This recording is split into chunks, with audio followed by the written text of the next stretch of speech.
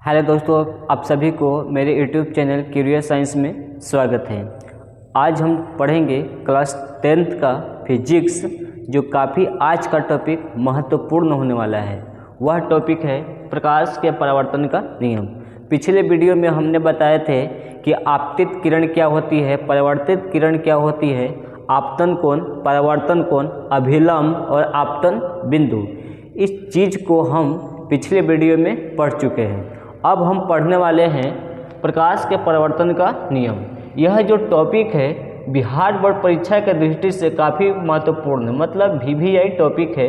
इस टॉपिक से बिहार बोर्ड इसे 2 नंबर में पूछती है कि प्रकाश के परावर्तन के नियम को लिखे। तो आइए हम इसे सरल भाषा में और बेहतरीन ढंग से समझेंगे कि प्रकाश का परावर्तन का नियम क्या होता है। प्रकाश का जो परावर्तन का नियम होता है वह 2 नियम होता है। आपको हम डायग्राम के माध्यम से बताना चाहते हैं। इस तरह से थोड़ा सा नीचे लिखते हैं।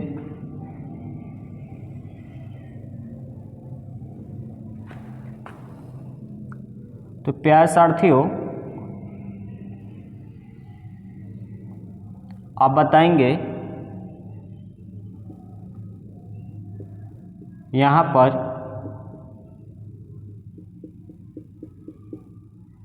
AO क्या कहलाएगा और OB क्या कहलाएगा।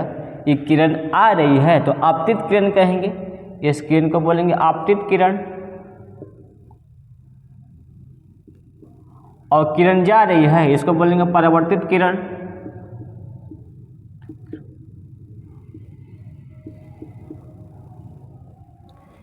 इसको बोलते हैं अभिलंब, इसको बोलते हैं अभिलंब। जो लंब डाला जाता है इसको बोलते हैं अभिलंब। यह है अभिलंब। अभिलंब इसको बोलते हैं आपतन बिंदु।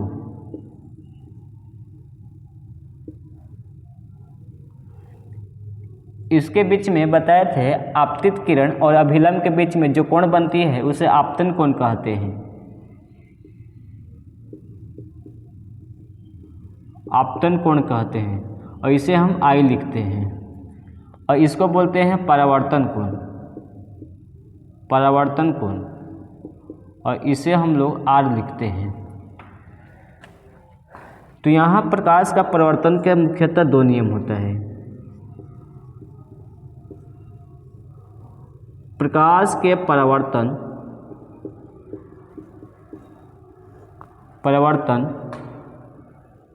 का मुख्यतः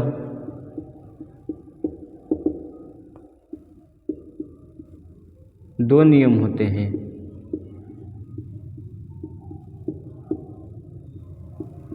ठीक है प्यारे साथियों, प्रकाश के परावर्तन का जो नियम होता है वह 2 नियम होता है। ऑब्जेक्टिव में याद रखिएगा कि जो प्रकाश का परावर्तन का नियम होता है वह 2 होता है। पहला नियम कहता है, एक चीज़ देखिएगा कि यहाँ जो तीनों डंडवा दिखाई दे रहा है, एक आपतित किरण, एक परावर्तित किरण और एक अभिलंब, ये तीनों एक ही बिंदु पर है और वह बिंदु है आपतन बिंदु। मतलब एक ही बिंदु पर है, एक ही तल में है। लिखेंगे आपतित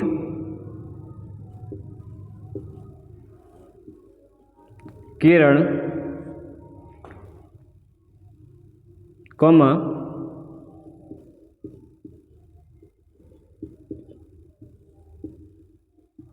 परावर्तित किरण तथा आपतन बिंदु पर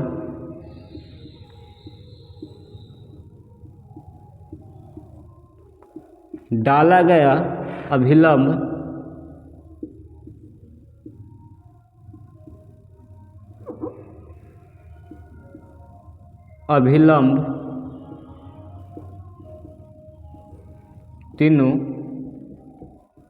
तीनों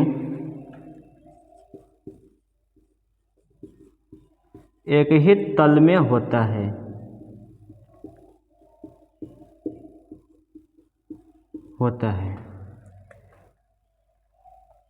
दूसरा नियम कहता है आपतन कोण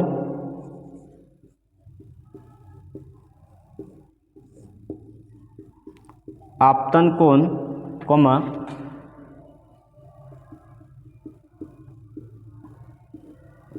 परावर्तन कोण के सदैव बराबर होती